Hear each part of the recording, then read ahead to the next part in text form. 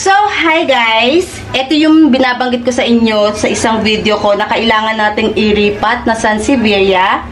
Ito ang lago na niya, super. And natatakot ako sa pinakadulo niya. Super tulis ng dulo nito guys, Tingnan nyo yung pinaka, yung hawak ko sa black na gloves.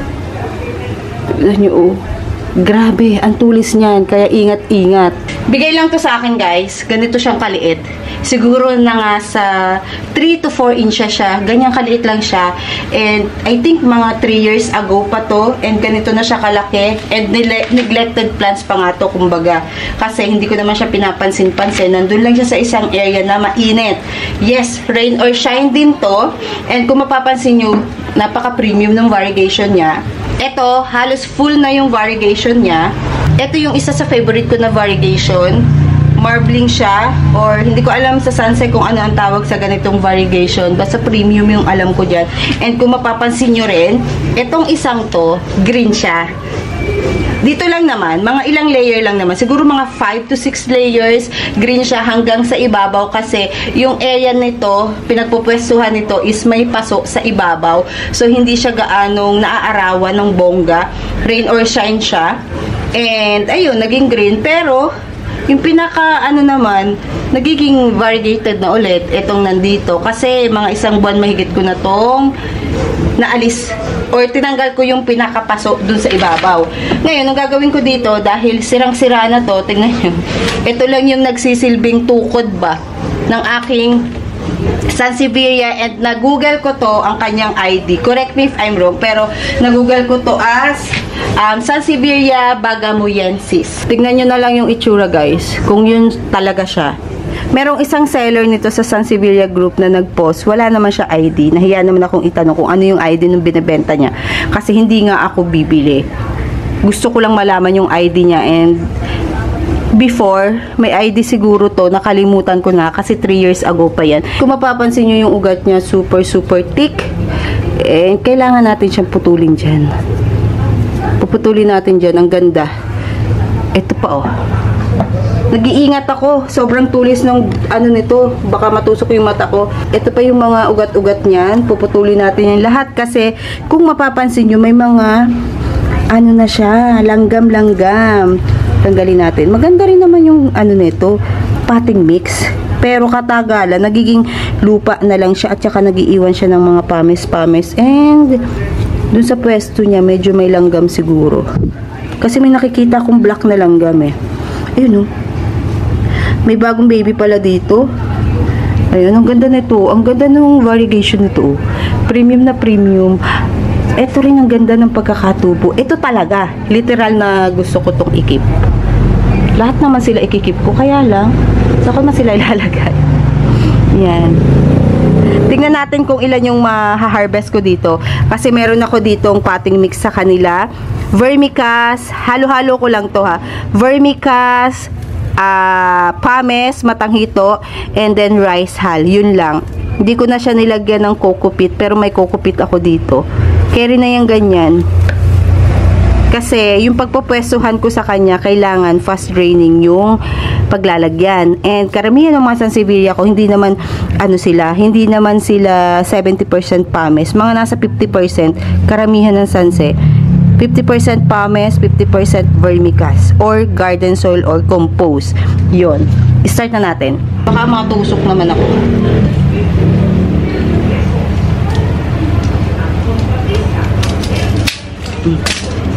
Tingnan nyo.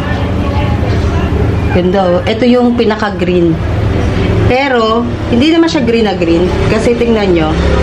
Hindi lang visible yung pagka-yellow niya. Kasi nga, natatakpan siya ng pasok sa ibabaw.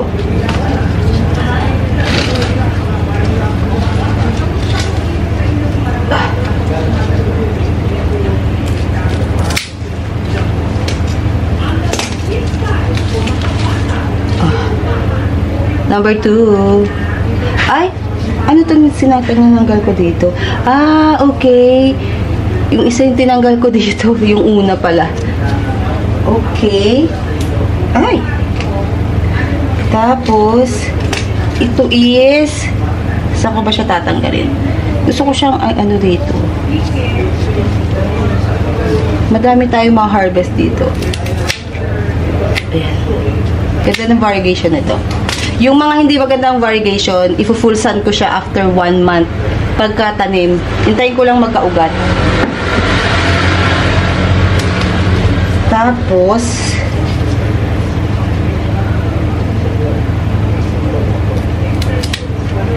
buti na lang yung nakita kong gunting, matulis. Matulis. Uy, meron pa palang mga bonsel dito na ipinapatong ko lang. And ngayon is bubunutin na natin siya.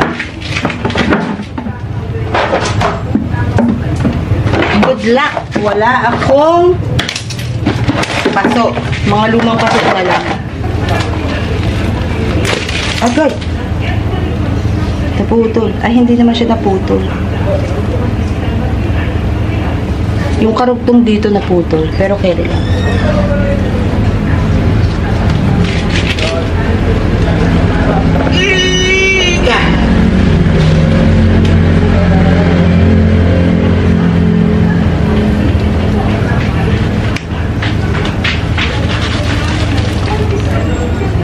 Daming mga propagation ng bonsel. Bonsel ba to? Yata. Ang dami. Pinagpapatong ko lang dito.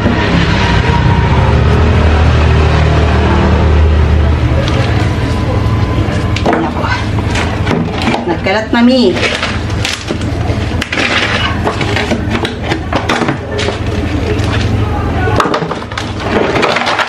Ang daming bonsel.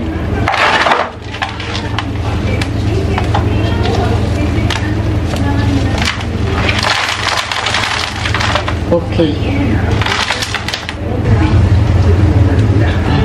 Ito yung pinakamaliit. 9 to 10 ang ating na-harvest. And yung potting mix niya is look. Ganito yung potting mix niya. Super 50% ng garden soil. Tapos, 50% ng pames, mungo size, and batanghito. Mga old soil na to guys. Or ito yung mga used na potting mix na ginagamit ko sa mga Sansevieria. Ano ang ilalagay ko dito? Ito yung pinaka-favorite ko sa lahat ng na-harvest ko. Kasi, compact yung kanyang dahon. Sansevieria bagamoyensis. O siya ba talaga yun? Ilalagay ko lang siya sa maliit na paso dahil sayang ang potting mix. Ang lalaki na kasi na ito guys eh.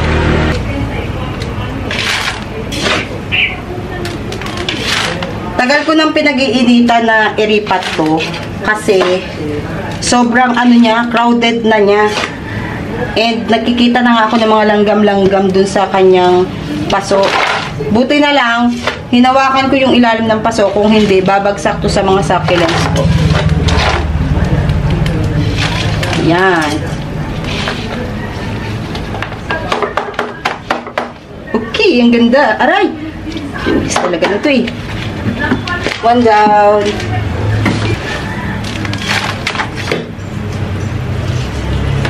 Ito isang big. Ganda rin ito.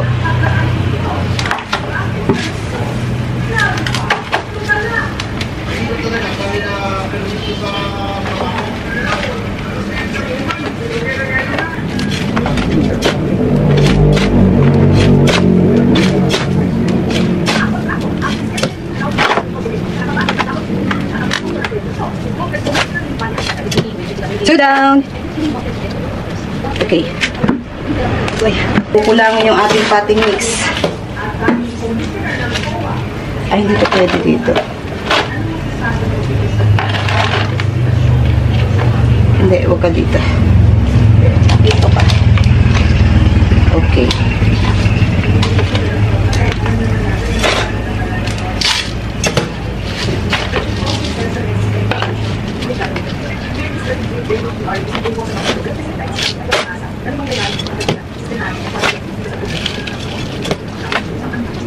Tcharan! Pinaka-baby!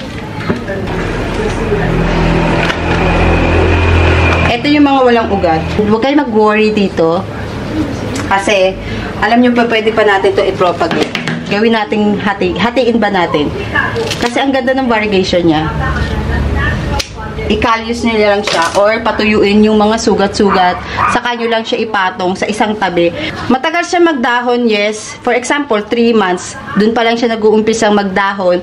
Pero pag nag-start na siya magdahon, dire-diretso na siya. Hindi na siya maghihintay ng sobrang tagal. Pag nagsimula na siyang magdahon, lagay ko lang sa kabilang gilid. Tapos ito, ipatong ko lang dito, ganyan. Huwag niyo siyang basain. Ako si Sanse, nintay ko muna siya mag-ugat. Kahit more than 1 month, wala siyang dilig, carry lang. Hindi naman namamatay ang Sanse agad-agad. Para siyang succulent, matibay.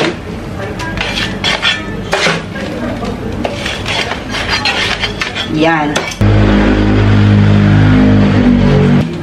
Next is, lagyan muna natin to ng toppings para naman maganda siya tingnan. And, kung sakaling didiligan natin, hindi siya lulutang yung mga rice hull.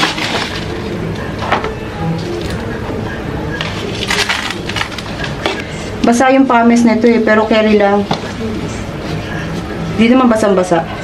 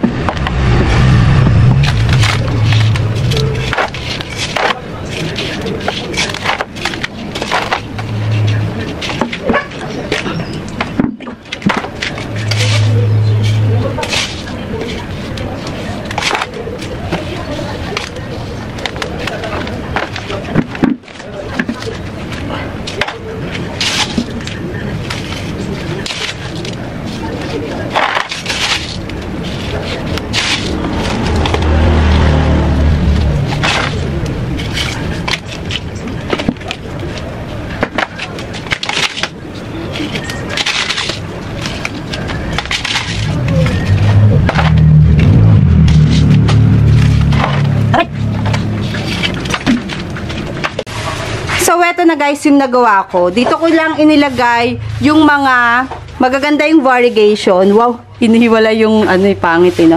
Eto, meron ako ditong premium variegation na 6 na paso. Ayan Maliwanag naman dito sa area na to, sa gilid, dun sa may mga hoya. Kaya dito ko sila inilagay. Madudumi yung paso nila. Pero bago ko sila ilagay sa Sansevieria, na bahay, is kukuskusin natin yan para maayos. Magre-repaint din ako nung mga plant stand nila. Ito yung pinakahuli, pinaka-pops. So, 6 yan. 1, 2, 3, 4, 5, 6. Iwalay muna natin ito. Tapos, nandito naman yung ating variegated din siya, pero stripe kasi nga ito pinagputol-putol ko isang isang haba. Yung pinakailalim niyan or yung mga anak-anak niya, okay, maganda yung variegation. Same lang sila ng araw na matatanggap dito at saka dun sa kabila. Yan, same yan.